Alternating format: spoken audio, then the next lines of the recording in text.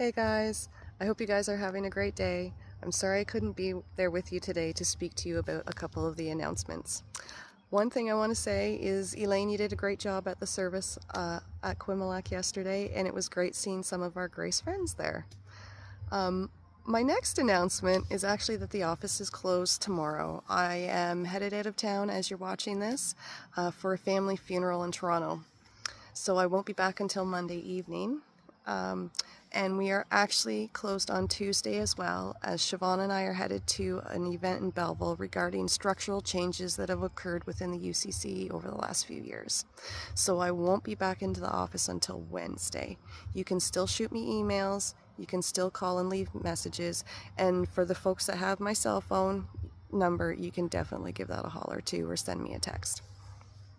So the next thing I need to speak to you guys about is the privacy letter that went out a few weeks ago. So this is in regards to the PIPEDA Act that the government put out a number of years ago. We should have taken care of these things then, but we didn't quite understand how it affected us as a nonprofit organization or a charitable organization. But what the government actually says is that in order to have a list of people, a list of names, period, we have to have their consent to do so. So the first box on that list talks about our household list. On our household list is your name, your phone number, your address, and your email address. That is shared between Siobhan and I and helps us to keep track of who's kind of coming regularly. It helps us with our pastoral care and so on. I will speak to pastoral care relations in a little bit.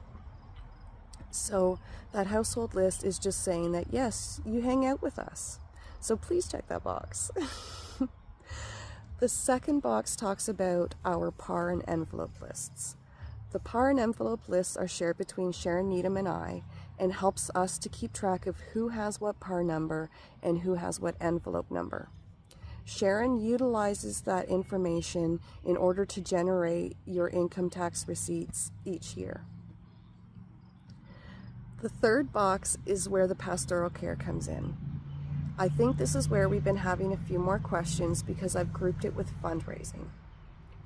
For the fundraising portion, it basically gives us the ability that, say, for the roast pork dinner, if we're in need of a pie, we can give you a holler and say, hey guys, we could use a pie. Are you able to make us one?